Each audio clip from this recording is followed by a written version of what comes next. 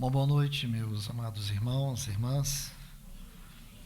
Que a infinita graça do nosso Senhor Jesus possa encher os nossos corações mais uma vez. Eu quero trazer-lhes uma palavra de encorajamento nessa noite, baseada aqui em Gênesis, no capítulo 24. Vamos abrir as nossas Bíblias.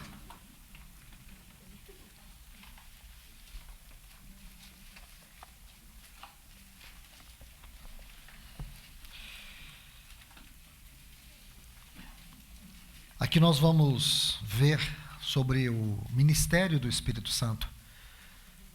Talvez você já tenha olhado essa porção tão gloriosa aqui do livro de Gênesis. Nós sabemos que este capítulo ele é constituído de uma linda tipologia que vai nos mostrar o glorioso trabalho do Espírito Santo.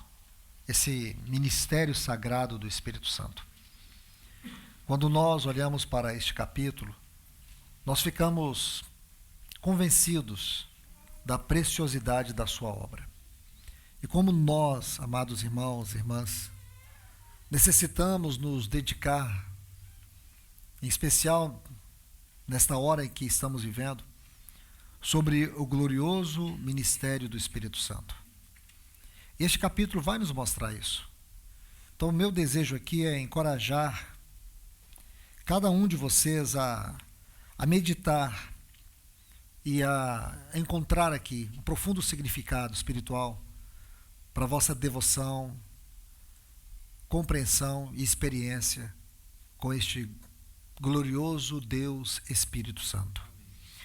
Para facilitar a nossa leitura e para ganharmos tempo, nós vamos ler este capítulo em algumas cenas. Aqui tem pelo menos 5 cenas. E cada uma dessas cenas vai constituir uma parte daquilo que podemos chamar do seu ministério. Então nós temos aqui como que 5 episódios, 5 cenas. A primeira está nos versículos 1 a 9. Então vamos ler.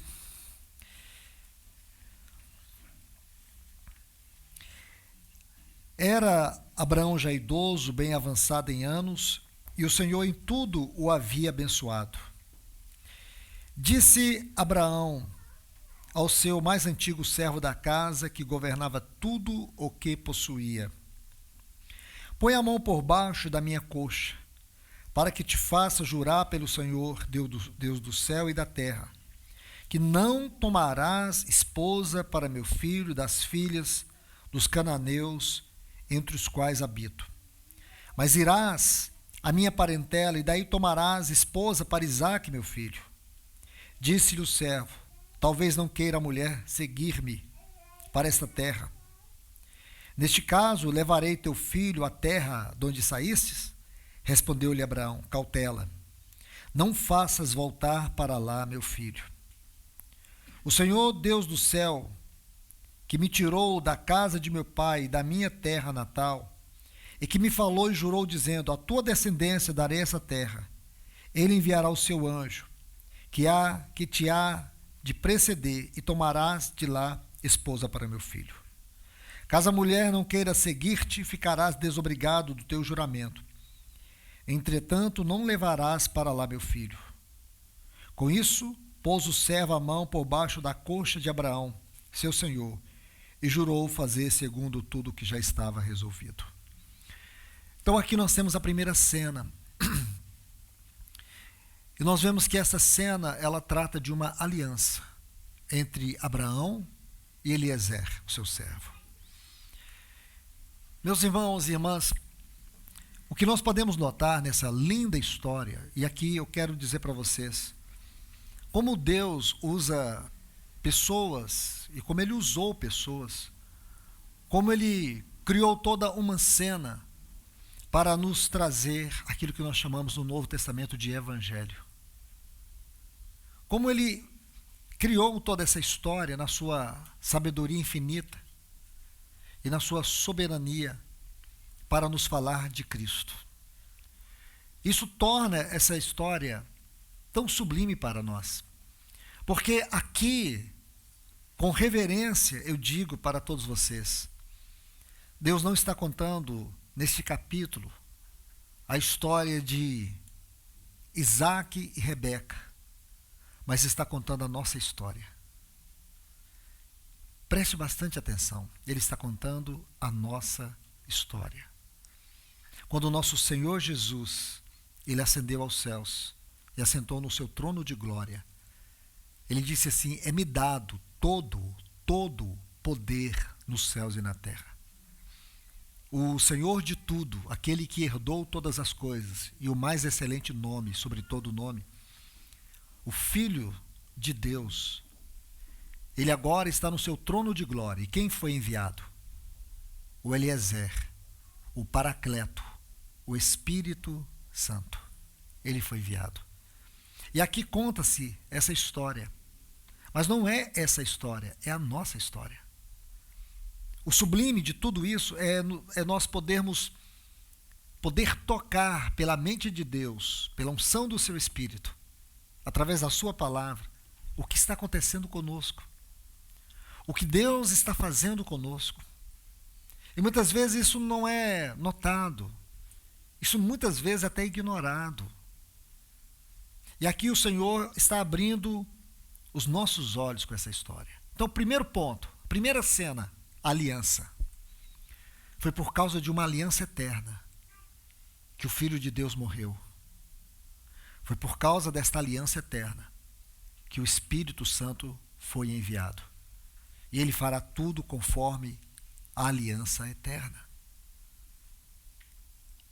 Este é o primeiro ponto que nós precisamos ver. A primeira cena. A segunda cena, vamos tomar os versículos 10. E já digo para os irmãos que não tem como nós abordarmos todos os detalhes contidos aqui. Então, eu quero ser bem cuidadoso com isso, para que, pelo menos, venhamos chegar até a última cena. Senão, nós vamos nos perder aqui. Então, muitas questões, elas serão, não como que ignoradas, mas vamos passar por cima. Às vezes, algum ponto que eu toque, eu não vou entrar, porque senão demandaria uma exposição mais longa, e aí não chegaríamos ao final da última cena. E esse é o meu objetivo, trazer pelo menos a memória dos irmãos essas 5 cenas que compõem este magnífico capítulo sobre a obra do Espírito Santo nos dias finais, em especial nessa última fase da obra de Deus. Ele esteve trabalhando por todos esses 2000 anos na igreja. Porém, o que ele está fazendo agora é a finalização da sua obra. É como você pegar todo o ministério de Cristo. Todo o ministério de Cristo constituiu de 3 anos e meio. Então você pode pegar o Evangelho de Lucas, que nos dá uma didática linda, perfeita. Então você pega a parte daqueles 30 anos, o capítulo 1 até o capítulo 4.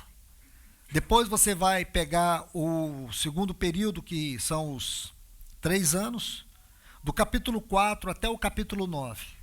E depois você vai pegar do capítulo 9 até o capítulo 24, só para falar de 6 meses.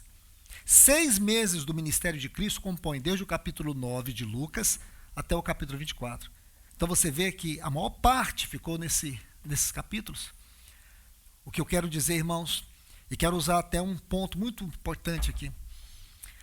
Lembra quando Jesus começou seu ministério?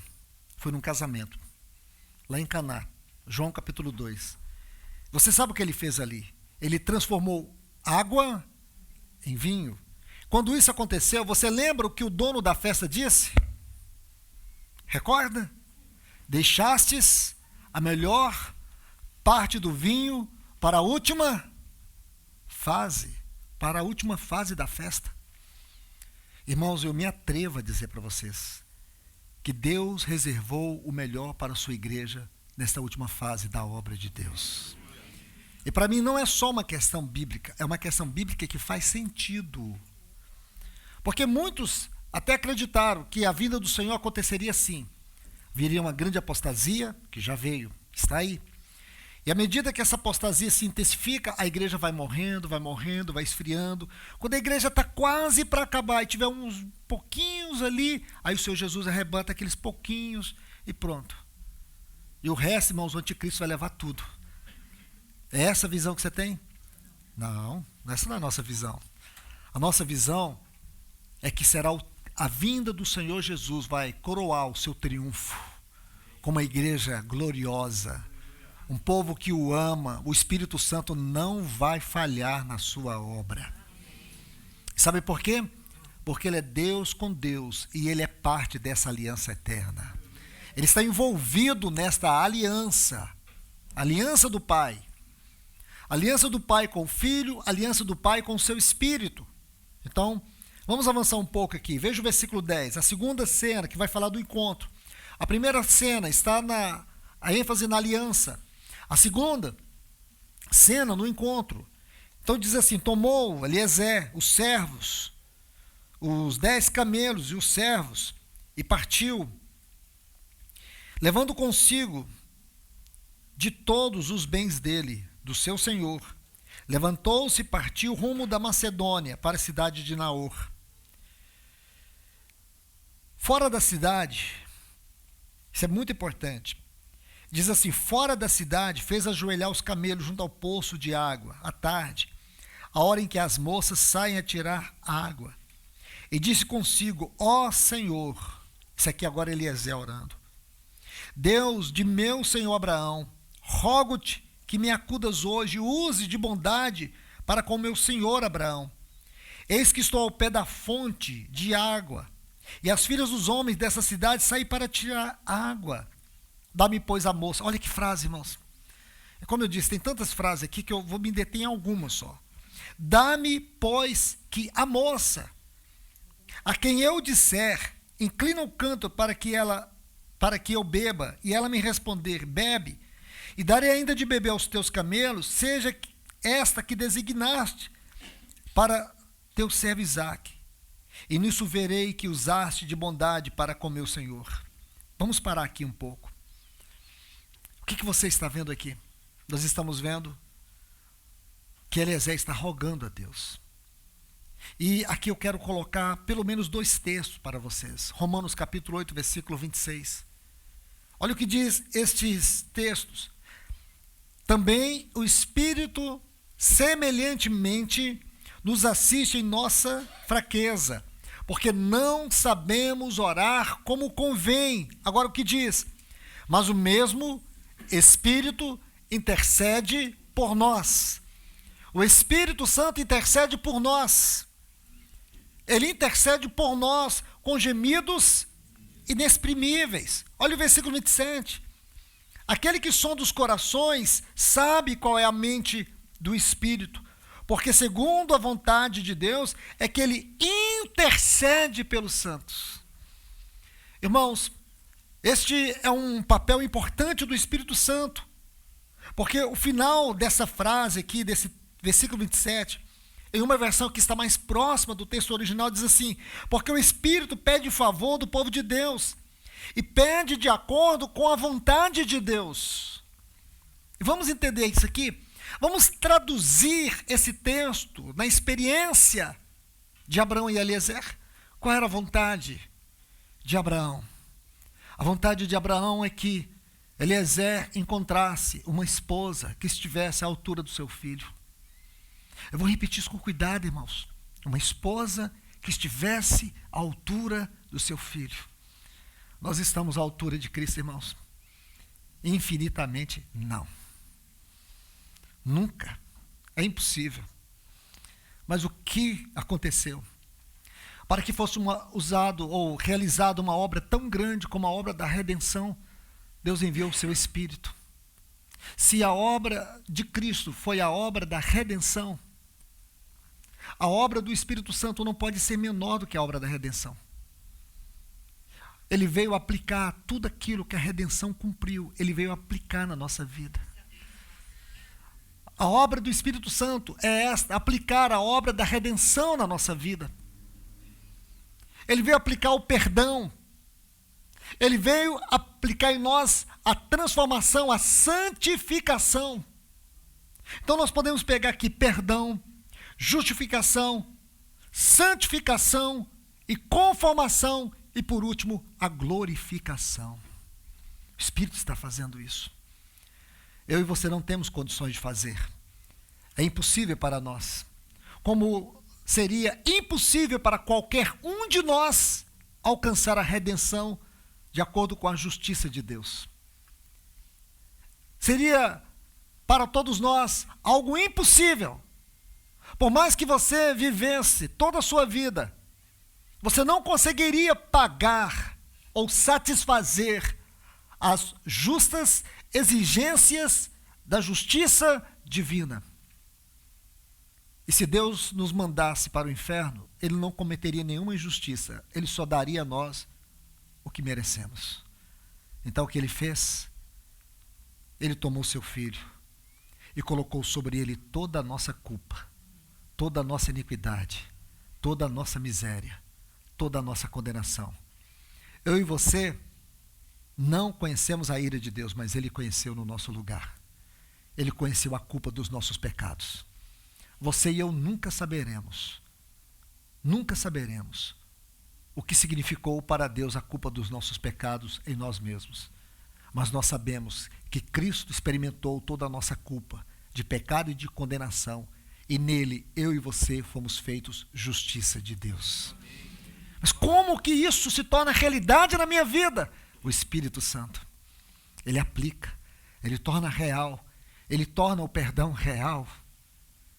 Ele torna a santificação real, porque Ele é o Espírito Santo. Ele torna a transformação real. Ele está nos levando nesse processo. Irmãos, deixe-me mostrar algo para vocês. Sendo muito fiel à leitura deste capítulo, você vai ver que o Espírito Santo começou ali na figura do Eliezer a fazer uma obra. A obra ali naquele encontro. Ele teve um encontro, mas veja que ele rogou por ela. Ele orou por ela. Ela foi uma resposta do clamor dele. Você pode imaginar.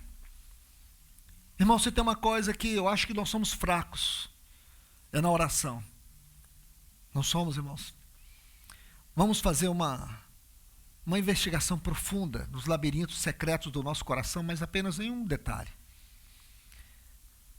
Responde para você mesmo aí. Se fosse baseado na sua vida de oração, você acha que você mereceria a salvação eterna? Se fosse baseada na sua vida de oração, você mereceria a salvação?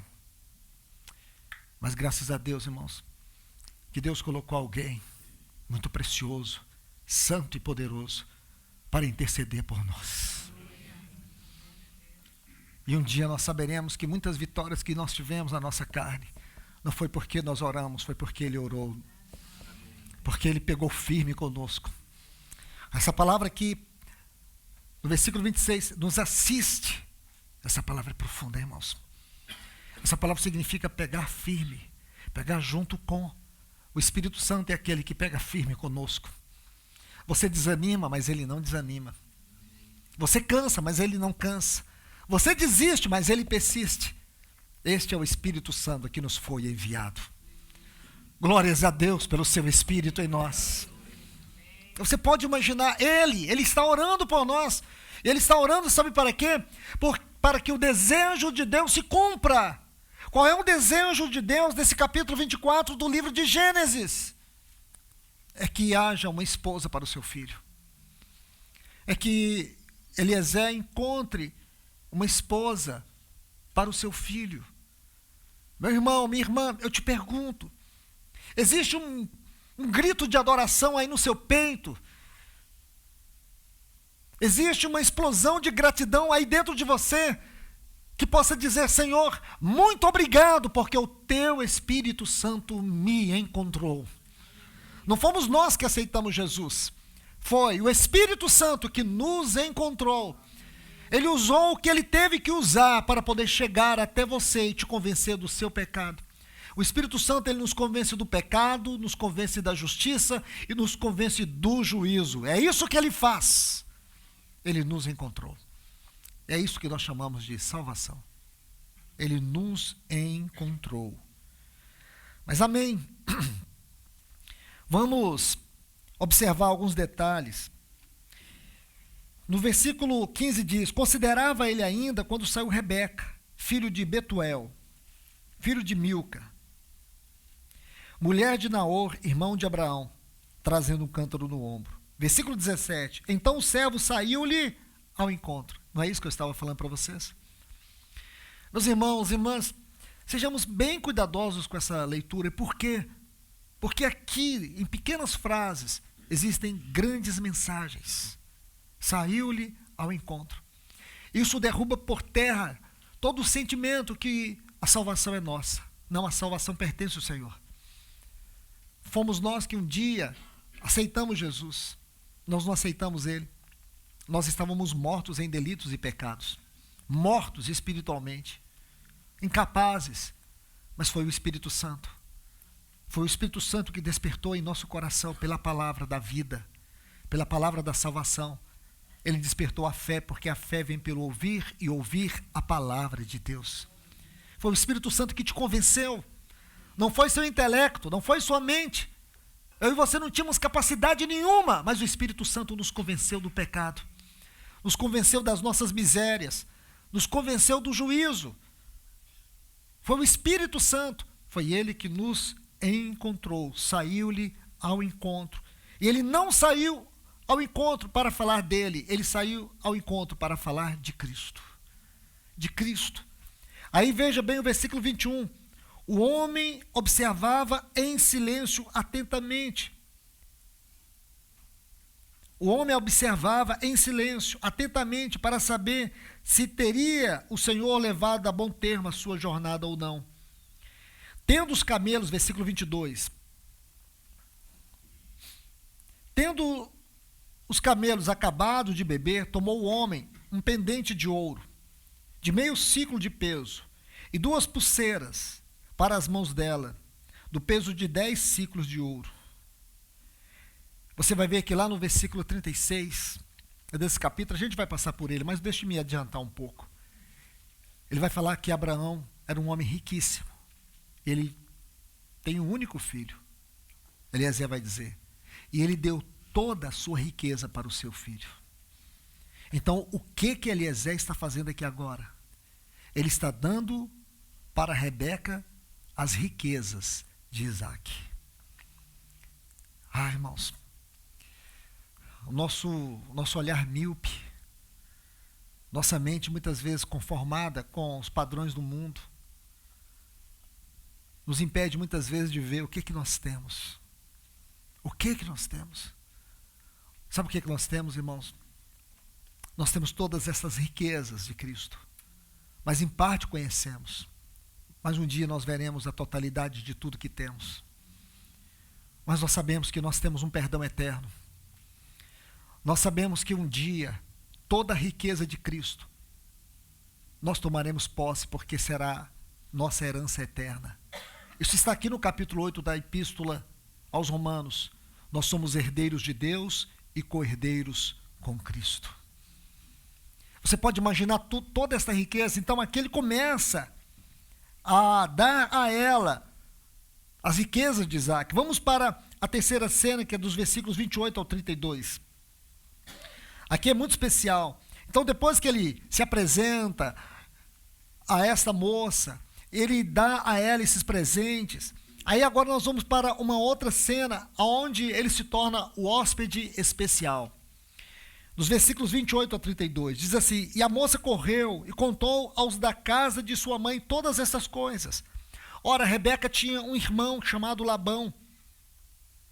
Este correu ao encontro do homem, junto à fonte, pois quando viu pendente as pulseiras na mão de sua irmã, tendo ouvido as palavras de Rebeca, sua irmã, que dizia: assim me falou o homem, foi Labão ter com ele, o qual estava em pé junto aos camelos, junto à fonte.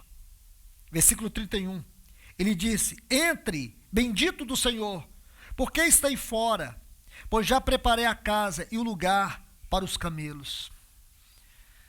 Aqui nós temos uma cena muito linda, porque isso aqui vai nos levar especialmente para o capítulo 15 do Evangelho de João, que vai nos mostrar um detalhe tão importante. Porque o Espírito Santo é este maravilhoso hóspede. Ele não veio, irmãos, para fazer uma pequena passagem na nossa vida. Ele veio para habitar-nos eternamente. Jesus disse lá em João capítulo 14, versículo 16, eu rogarei ao Pai, e Ele vos dará outro Consolador. Então você vê que de um lado, Jesus roga para que o Pai pudesse nos dar o Espírito Santo. E o Espírito Santo roga ao Pai para que nós sejamos a noiva do seu Filho. Nós estamos guardados por todos os lados, por esses dois grandes intercessores. Nós temos um no trono e temos um dentro de nós. O que está dentro de nós, Ele roga para que sejamos esta noiva. Que coisa linda, irmãos. Nós temos dois intercessores, um no trono e outro dentro de nós. Então, irmãos, aquele que começou em nós a boa obra, ele não vai terminar até chegar o dia de Cristo. Eu quero dizer, não tem como esta obra dar errado, porque nós temos total segurança desde o trono dos céus. Há um intercessor sobre nós. Há um intercessor sobre nós e há um intercessor dentro de nós. Aquele que está no trono é o nosso sumo sacerdote. Ele se coloca como sumo sacerdote, que entrou na glória por nós. Isso está em Hebreus capítulo 6, o versículo 20. Ele entrou por nós. E aquele entrou para dentro de nós. Que coisa linda, irmãos. Existe um que entrou por nós no trono da glória. E lá no capítulo 4 de Hebreus, versículo 16, diz que nós podemos nos achegar confiadamente ao trono da graça. E por que nós podemos nos achegar confiadamente? A palavra aqui é sem medo. Sem medo, sem receio, sem culpa. Nós podemos nos achegar. E você pode dizer, mas eu posso? Logo eu posso chegar diante do trono da graça? Pode. Mas não é porque você é digno. É porque aquele que é digno, ele te cobriu com a justiça dele. Aquele que é santo, ele te cobriu com a santidade dele. Aquele que satisfez toda a justiça de Deus, ele te cobriu com o sangue dele. É por causa dele, é por causa da obra dele, do sangue dele, da justiça dele. É porque ele satisfez para sempre o coração do Pai. Pessoas como eu e você, que um dia estávamos mortos em delitos e pecados, podemos entrar, e não com a cabeça baixa. Nós podemos levantar a nossa cabeça e entrar. Porque o trono da glória, o trono do universo, o lugar mais alto, mais sublime, o lugar aonde o livro de Apocalipse descreve, onde existem trovões de glórias, onde existe miríades e miríades de anjos que cantam os atributos daquele que está sentado no trono. É neste trono de glória que nós podemos entrar. E Jeremias vai dizer assim no capítulo 17, versículo 12. Trono de glória, exaltado, acima nos céus, é o lugar do vosso santuário. Aleluia, meus irmãos e irmãs. Isso é vida cristã. Isso não é vida de religião. Isso é vida cristã. É a vida que eu e você podemos ter agora. Sabe o que o Senhor está dizendo para nós? Deixe de ser medíocre. Deixe de ser espiritualista. Deixe de ser religioso.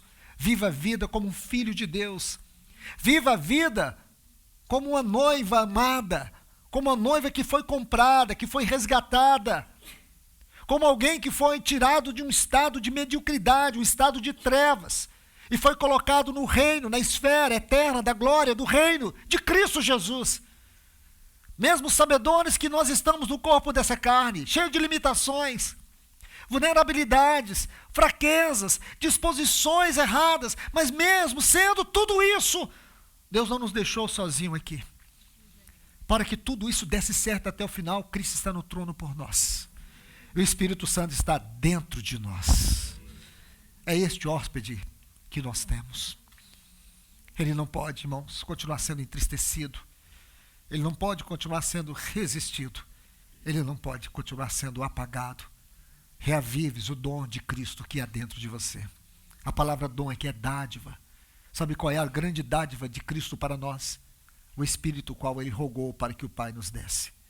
Eu rogarei ao Pai, ele vos dará outro, a palavra aqui, da mesma natureza, da mesma essência, substância, outro, halos, outro, a fim de que esteja convosco para sempre. O Espírito da verdade, que o mundo não conhece e nem pode receber. Vós o conheceis, porque ele habita convosco. Olha o que Jesus disse. E estará em vós. Isto é evangelho. É isso que é salvação plena. Então vamos adiantar um pouco. Aqui no capítulo 15, o versículo 26 do evangelho de João diz assim: quando, porém, vier o Consolador, que eu vos enviarei da parte do Pai, o Espírito da verdade, que dele procede, ele diz, esse dará testemunho de mim. Você vai perceber algo aqui, que desde o encontro, Eliezer começa a falar de Isaac. Ele vai falando de Isaac. Ele vai dando testemunho de Isaac. Ele vai dizer quem é Isaac. Ele vai falando de Isaac para Rebeca. É importante você perceber cada detalhe daquilo que ele fala sobre Isaac, seu senhor, para Rebeca. Então ele está falando dele. Ele está dando para ela aquilo que é dele. Aquilo que é de Isaac. Então ele começa a encher a vida dela de Isaac, por dentro e por fora. Ele deu o anel, ele deu colares, ele deu pendentes, e ele começa a tocar o coração dela. Isso é muito importante você ter essa percepção. Porque agora nós vamos para a quarta cena. Nessa quarta cena vai se revelar a natureza, o caráter e a urgência dessa missão de Eliezer. Começa aqui no versículo 33 e termina no versículo 50. Diz assim, no versículo 31, que é na cena anterior, quando levaram ele para dentro da casa, aí o Labão diz, pois já preparei a casa e o lugar para os camelos. Então eles prepararam ali para hospedá-los. Agora observe nessa próxima parte, que é a quarta cena. E diante dele puseram comida, diante do Eliezer. Porém ele disse, não comerei, enquanto não expuser o propósito a que venho. Está vendo aqui? Não comerei. E por quê, irmãos? Havia urgência no coração de Eliezer. Havia urgência. Isso nos leva a algo muito particular e especial sobre o Espírito Santo hoje. Ele tem urgência. Irmãos e irmãs, atentem para isso. Atente para isso. O Espírito Santo tem urgência. O Espírito Santo, irmãos, ele tem uma urgência extrema. Nós estamos tardando demais. Eu ouso dizer para vocês, está tudo preparado. O noivo está preparado. Toda a glória eterna já está preparada para nós. A responsabilidade dessa entrega, dessa preparação quanto a nós é nossa. É nossa. Nós não podemos atrapalhar, não podemos impedir que o Espírito Santo faça a sua obra. Ele tem urgência. Veja o quanto isso é sério. Ele veio buscar a noiva. Deixe-me colocar mais dois textos aqui, os versículos 35 e 36. Diz assim, o Senhor tem abençoado muito ao meu Senhor, e ele se tornou grande. Deu-lhe ovelhas, bois, prata e ouro, e servos, e camelos, e jumentos. Sara, mulher do meu Senhor, era já idosa quando lhe deu à luz a um filho. Aí ele diz, a esse deu tudo quanto tem. Aí é onde entra o capítulo 15, versículo 26 do Evangelho de João. Ele dará testemunho de mim. Você vê aqui o Eliezer dando testemunho de Isaac. Ele está dando o testemunho de Abraão e o testemunho de Isaac. Irmãos, deixa eu dizer algo para vocês. Isso para mim é muito profundo. Uma linda definição sobre a pessoa e obra do Espírito Santo, do ponto de vista da eternidade, é que o Espírito Santo é aquele no qual o Pai e o Filho se encontram. Ele é o Espírito da comunhão da Trindade. O Espírito Santo é aquele no qual o Pai e o Filho se encontram. Ele é o Espírito da união da Trindade. Ele é o Espírito da comunhão da Trindade. Quando eu sei disso, quando eu passo a refletir sobre isso, eu fico imaginando a grandeza estupenda da obra dele na nossa vida. Porque se ele é o ponto de encontro, ele é aquele no qual o Pai e o Filho se encontram, então o que ele significa para mim?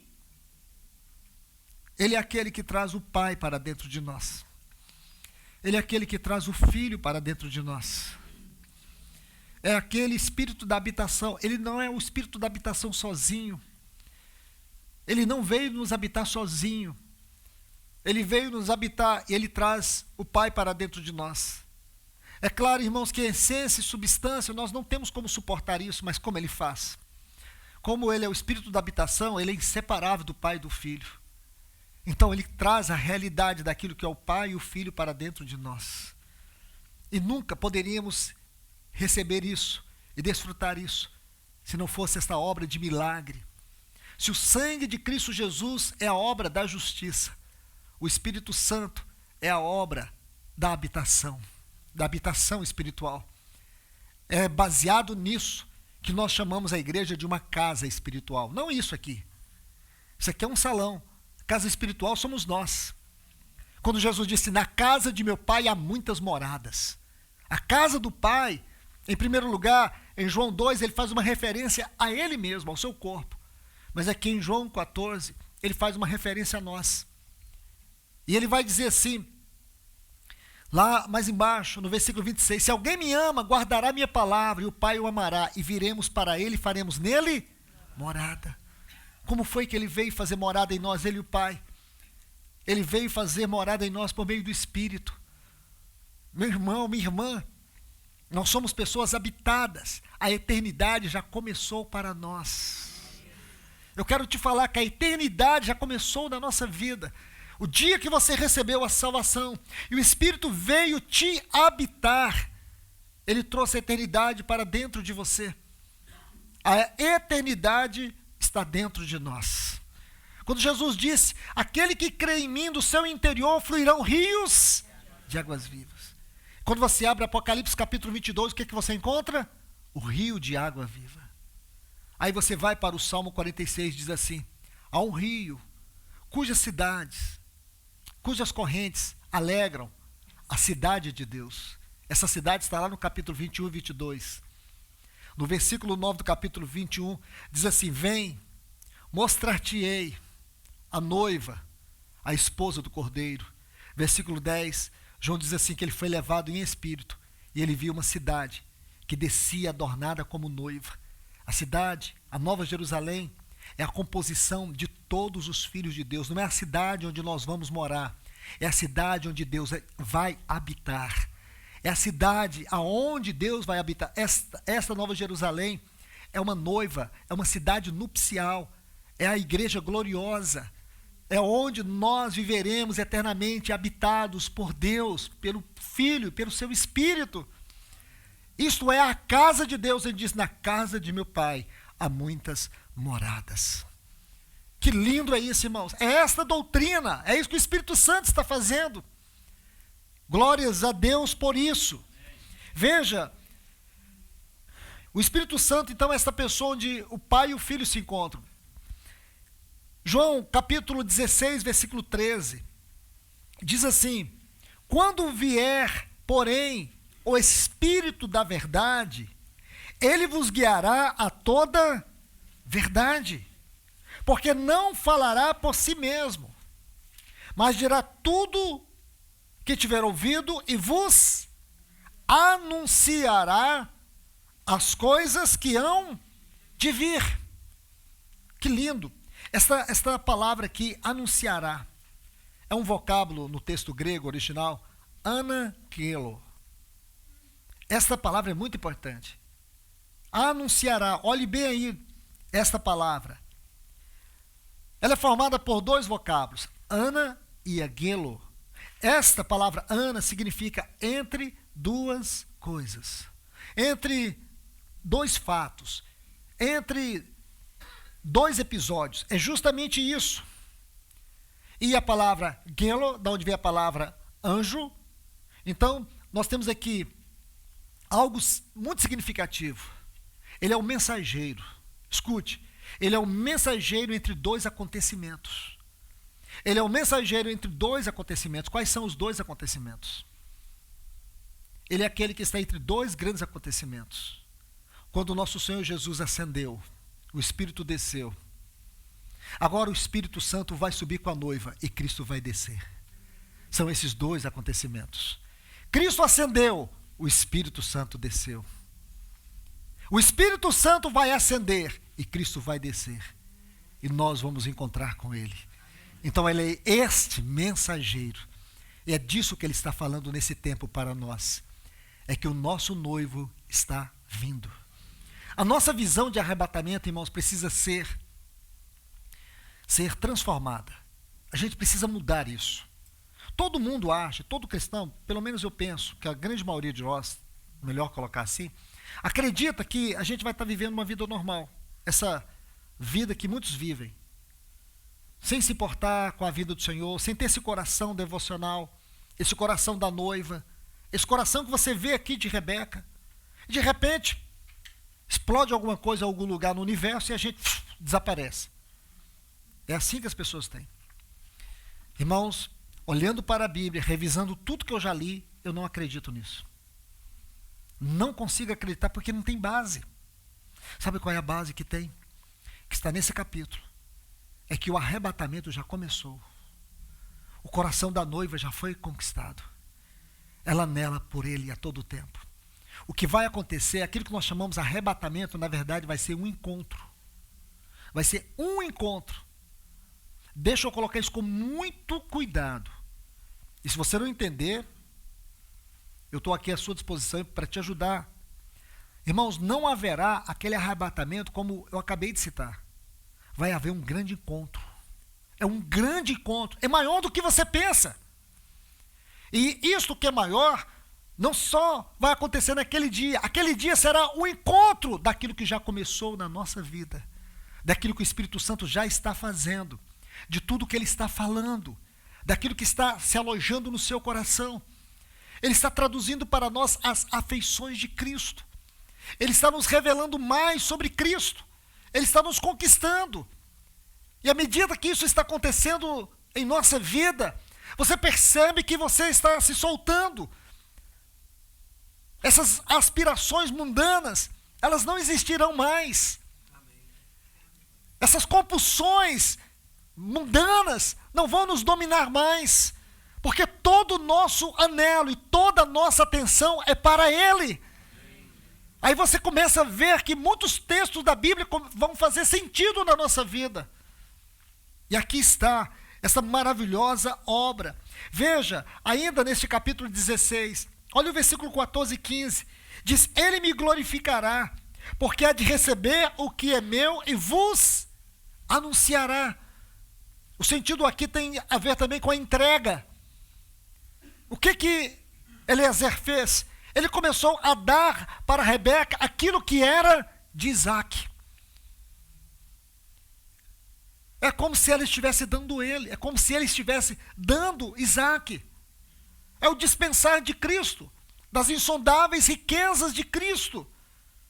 É isso que o Espírito Santo está fazendo.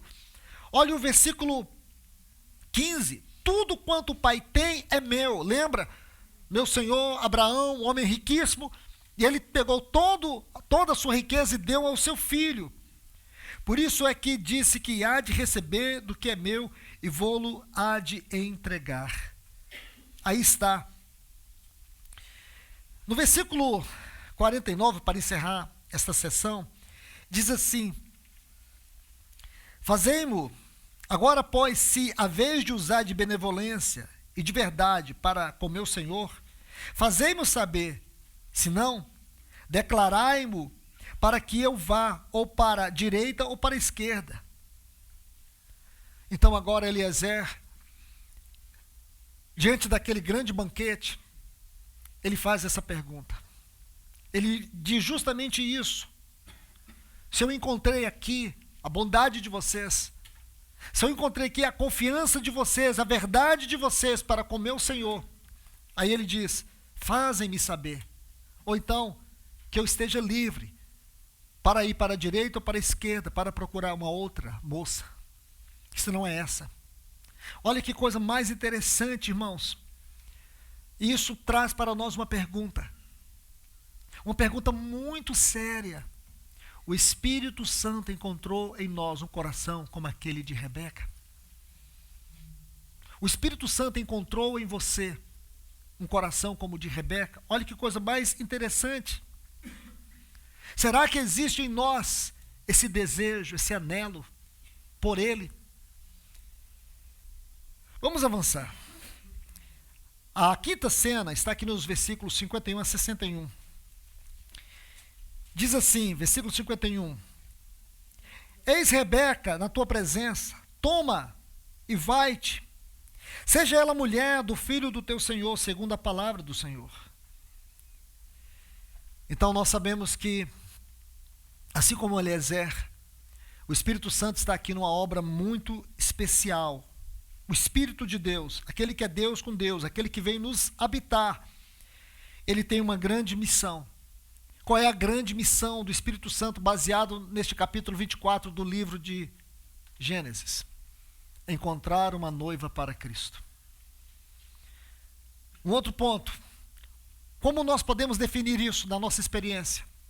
O Espírito Santo é que veio nos buscar. Escute o que eu estou te falando.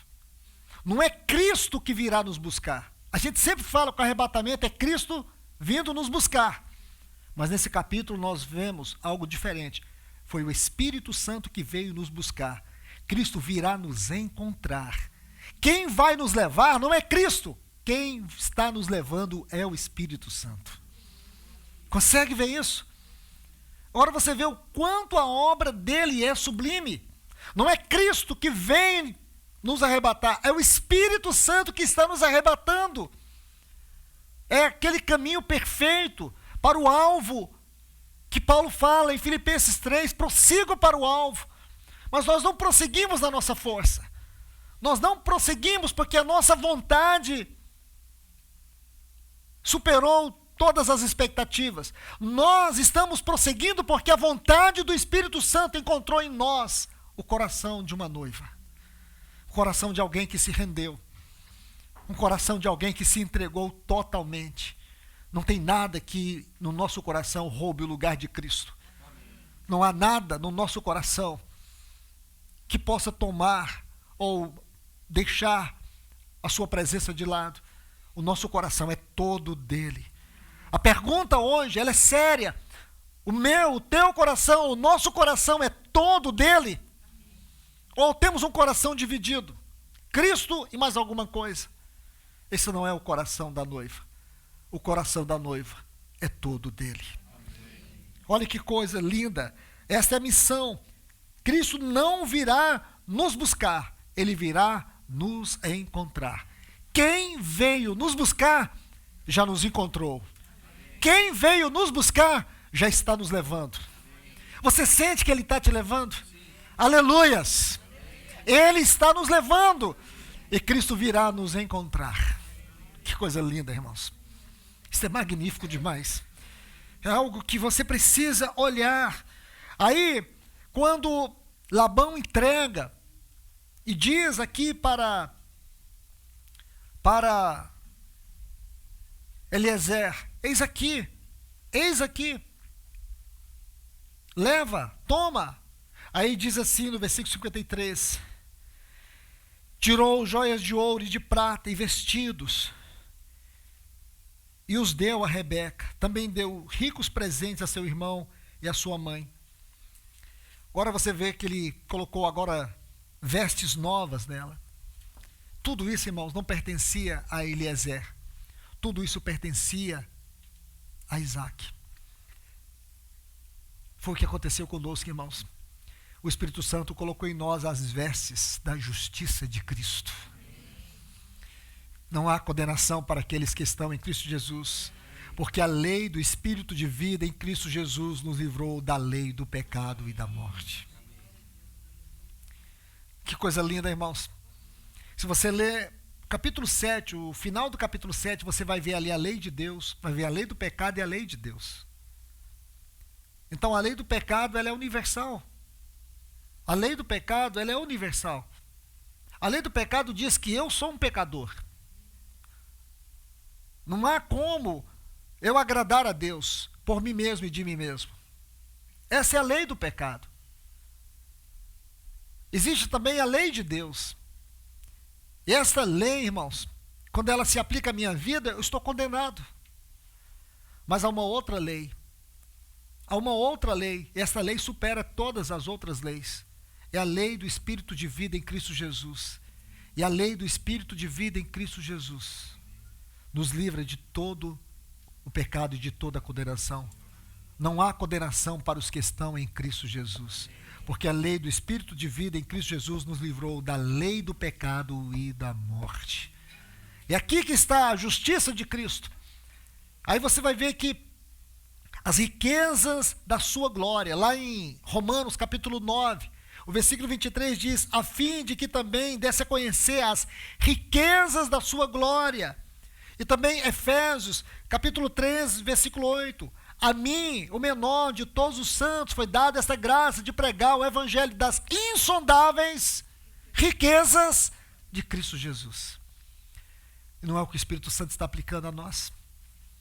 Irmãos, hoje nós não conseguimos medir isso por causa da nossa pequenez. A única coisa que a gente faz é receber por graça, aceitar por graça. Só que a palavra graça para nós, irmãos, dá uma sensação assim de 0,800. Não é verdade? Se você chega no restaurante, a pessoa fala, pode comer de graça. Aí você come de graça. Você vai entrar num lugar, as pessoas podem entrar de graça. Então a ideia que a gente tem é isso. A ideia que a gente tem é algo que não nos custou nada e que para nós não tem um preço. Não, irmãos. Salvação teve um preço alto. É só você ler Isaías 53. Ele não poupou seu filho. Ele o esmagou por nós. Ele tomou seu único filho, o objeto do seu eterno amor. Ele tomou seu filho e ele colocou lá na cruz, no nosso lugar. Ele o cravou na cruz por causa dos nossos pecados. Talvez eu e você nunca aqui nessa terra poderemos chegar à compreensão desse grande preço, desse grande valor. É graça para nós, para Deus não. Para Deus teve aquilo que nós podemos chamar o custo mais alto. Perdoar, irmãos, para Deus não foi nada fácil. A gente diz assim, para Deus não há impossível, e não há mesmo. Mas eu quero dizer algo para você. Deus nunca teve que se confrontar com algo que fosse difícil para Ele. Claro que não. Ele é Deus. Mas um dia, Ele esteve diante de algo que não foi fácil. Como Ele poderia nos salvar? Nos salvar sem que a sua justiça fosse satisfeita. Isso era impossível. Para Deus é impossível, irmãos. Então a gente fala, para Deus não é impossível, a Bíblia diz isso. Mas para Ele seria impossível nos salvar sem ferir sua justiça. Isso é, Ele nos salvaria por amor, mas não pela sua justiça. Não, teve que ter amor e justiça. Os dois lados da cruz. Ele não podia só nos amar e dizer, acabou o pecado, salvo. Não. Porque Ele feriria a sua justiça. Ele comprometeria a sua santidade e a sua glória. Então Ele teria que nos salvar sem comprometer a sua santidade e a sua glória. É aí que Jesus se coloca para o Pai e diz, eu morro por eles por causa do teu amor. Eu morro para que tu estejas eternamente satisfeito.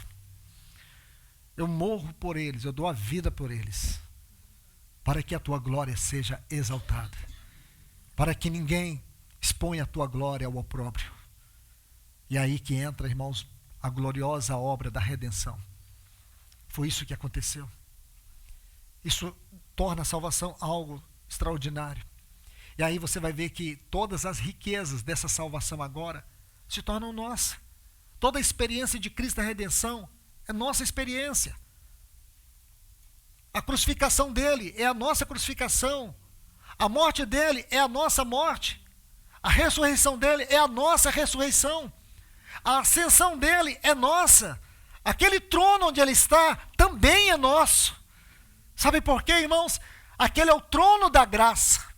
É o trono que nós podemos entrar através da oração, através da adoração. Nós podemos entrar sem culpa. Sabe por quê, irmãos? Nós fomos vestidos, nós fomos cobertos pela justiça de Cristo. De maneira que quando Deus olha para nós, Ele não pode nos rejeitar, porque nós estamos cobertos pela justiça de Cristo. É isso que nós chamamos a obra do sangue de Cristo Jesus.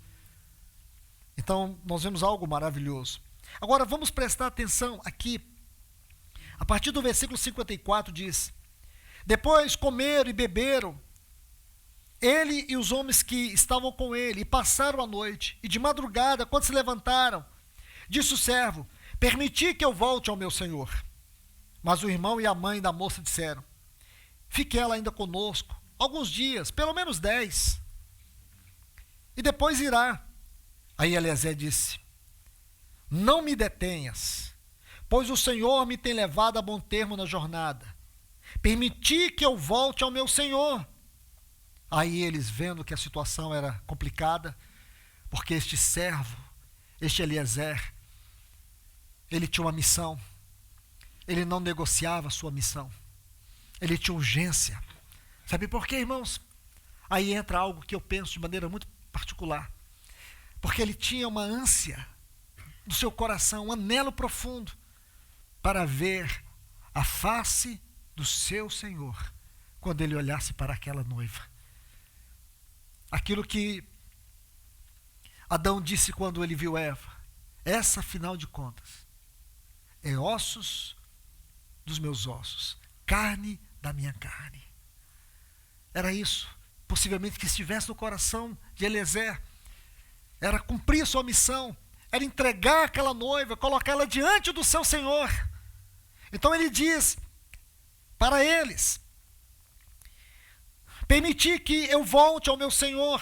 Aí eles pensaram: bom, vamos trazê-la aqui, e que ela decida se quer ficar conosco mais alguns dias, porque somos a sua família. Aqui temos apenas um desconhecido, é apenas um desconhecido. Este senhor Isaac ainda está muito longe, está distante. Mas, irmãos, lamentabilismo, engano de Labão, que se ele pensou assim, porque Isaac já estava cravado no coração dela por causa de tudo que Eliezer falou dele. Quando ela recebia cada presente, sabendo que era dele, isso tocou o coração dela. Observe bem: chamaram, pois, a Rebeca e lhe perguntaram: queres ir com este homem? Ela respondeu: eu irei. Que lindo, irmãos. Será que existe esse eu irei no nosso coração agora? Você pode dizer amém? Amém. É isso, irmãos. Esse é o Maranata. Aqui está o nosso Maranata.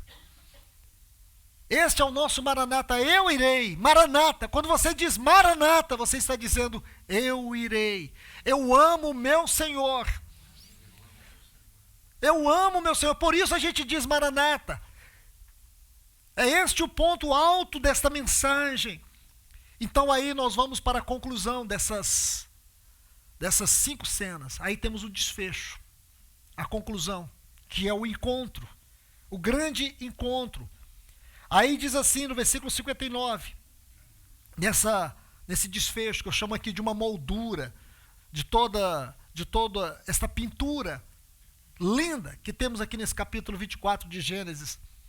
Então despediram a Rebeca, sua irmã e sua ama, e ao servo de Abraão e a seus homens. Abençoaram Rebeca e lhe disseram: és nossa irmã, sê tu a mãe de milhares, e que a tua descendência possua seus inimigos. Então se levantou Rebeca com suas moças e, montando os camelos, seguiram o homem, o Eliezer. E o servo tomou, olha que frase, irmãos. O servo tomou a Rebeca e partiu. Então muitas vezes a gente está dizendo assim: Senhor, volte logo, não é? Não é, irmãos? A gente não ora assim. Todos nós oramos: Senhor, volta logo. Não, irmãos, está errado. Nossa oração é: Espírito Santo, parte logo. Saia logo dessa terra. Nos leve daqui. Esta é a oração, irmãos. Nos tire daqui. Nos leve logo. Mas a questão, irmãos, que a gente quer colocar a responsabilidade no Senhor Jesus e não em nós. Porque aqui nesse final, como eu disse, não dá para a gente entrar em detalhes. Mas essa parte final aqui, irmãos, tem uma exortação tão profunda para nós. Porque talvez se eu estivesse ali no lugar de Rebeca, eu viraria para Eliezer. Será que eu não viraria e diria assim: só 2 dias, Eliezer, só aqui poder ficar com a minha família, né, os meus negócios, eu ainda tenho alguma coisa para fazer, eu ainda tenho um sonho para realizar. Não dá para esperar. Ele não espera, irmãos. Um segredo que você vai descobrir do Espírito Santo aqui na vida de Eliezer é que ele não espera. Ele já esperou até demais, se a gente for olhar assim. E graças a Deus, irmãos, que nós podemos nascer e ouvir essa mensagem, recebê-la e ter essa gloriosa certeza que nós somos partes desta noiva eterna, universal, que o Espírito Santo nos encontrou. Então que não sejamos aqueles que estão retardando esta obra do Espírito Santo. Ele tomou Rebeca e partiu. É aquilo que nós estudamos aqui na semana passada. O Espírito e a noiva dizem: vem. Que lindo, irmãos. Que lindo. Aí nós sabemos uma parte final de toda essa história. Diz assim que Isaac havia saído, versículo 63. Diz que ele saiu para meditar no campo. O que ele estava meditando, irmãos? Eu não sei, eu só posso imaginar. Mas eu vou tentar imaginar isso à luz da Bíblia. Lá em Cantares, capítulo 2, versículo 10, diz assim: o meu amado, Cantares 2:10, o meu amado, fala e me diz: levanta-te, querida minha, formosa minha, e vem. Este é o cântico. Levanta-te, querida minha, formosa minha, e vem. É nós que temos que ir, irmãos. Eu te pergunto, você está indo? E você está indo para onde? Será que a gente pode dizer assim: eu estou indo me encontrar com Cristo? Quando você amanhece o dia, vai trabalhar no seu dia a dia, fazer suas coisas, nós temos nossos compromissos, seja eles quais forem. Mas não deixe o seu coração ir, não. Deixe o seu coração ir para Cristo. Cumpre a sua missão, o seu trabalho, cumpre todas as coisas. Mas não deixe que as ocupações, as inquietações da vida roubem seus afetos por Cristo. Aí há um outro texto que me faz meditar. Cantares 8:5. Quem é esta? Imagine, que sobe do deserto e vem encostada ao seu amado. Debaixo da macieira te despertarei. Ali esteve a tua mãe com dores, ele esteve com dores, aquela que te deu a luz. Quem é esta que sobe do deserto? E por último, versículo 14 desse capítulo 8. Aí que eu posso ver um pouquinho do coração de Rebeca. Vem depressa, amado meu. É um encontro que vai acontecer, irmãos. Aquilo que chamamos de arrebatamento é um encontro. Aí, a última porção diz assim, versículo 65. Me perdoe, versículo 63, aí a parte final.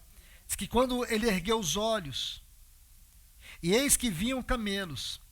Versículo 64, também Rebeca levantou os olhos, e vendo a Isaac, apeou do camelo. Que coisa linda, irmãos. Ele viu ela, e ela viu ele. Será que nós conseguimos ver Cristo? Será que nós estamos conseguindo ver o nosso amado pela obra do Espírito Santo? Será que está acontecendo isso na minha vida, na tua vida? Que lindo, irmãos, é essa história. Essa é uma história que nos perscruta os nossos afetos, as nossas intenções, o nosso viver, toda a área da nossa vida. Essa história vai perscrutando, Você imagina que ele a viu de longe, e ela também, e ela desceu, ela apiou do seu camelo, e ela perguntou: quem é aquele homem que vem pelo campo ao nosso encontro? É um encontro. Aí ele disse: é o meu Senhor. E diz que quando Isaac a viu, versículo 67 diz assim: Isaac conduziu até a tenda de Sara, mãe dele, e tomou Rebeca, e esta lhe foi por mulher, e ele a amou. Essa é a segunda vez que a palavra amor ocorre na Bíblia. A primeira vez está no capítulo 22, lá no versículo 2, quando Deus diz assim: Abraão, toma teu filho a quem amas. É a primeira vez. E a segunda vez que ele tomou, Isaac tomou Rebeca e a amou. Então significa assim: a primeira vez que a Bíblia fala de amor é o amor do pai para com o filho. E a segunda vez é o amor do filho para com a esposa. Significa, irmãos, que as maiores expressões de amor que existe é o amor de Deus para com o nosso Senhor Jesus e o amor do Senhor Jesus para conosco. Aleluias, meus irmãos e irmãs. Que essa história venha consolar e confortar o seu coração. Que Deus te abençoe. Pai, nós te agradecemos, Senhor, por esse tempo que nós estamos aqui. Senhor, obrigado porque nós podemos ver hoje um pouco da grandeza da obra do Teu Espírito Santo na nossa vida. Aquele que foi enviado, aquele que nos foi dado. Ah, Senhor, que Ele esteja nos conduzindo para esse glorioso encontro. Aleluia, Senhor, porque Ele veio nos buscar. Aleluia, Senhor, porque a eternidade já começou na nossa vida por causa da obra dEle. E nós estamos aqui, Senhor, rendidos a Ti por esta palavra. Continue consolando, confortando, exortando com amor cada um de nós. Senhor, para que nós possamos amar e glorificar a Ti pela obra do Teu Espírito que nos foi dado, Senhor. Este maravilhoso Paracleto que nos foi outorgado. Nós te agradecemos, Senhor. Abençoe o Teu povo com esta palavra. Nós te pedimos em nome de Jesus. Amém.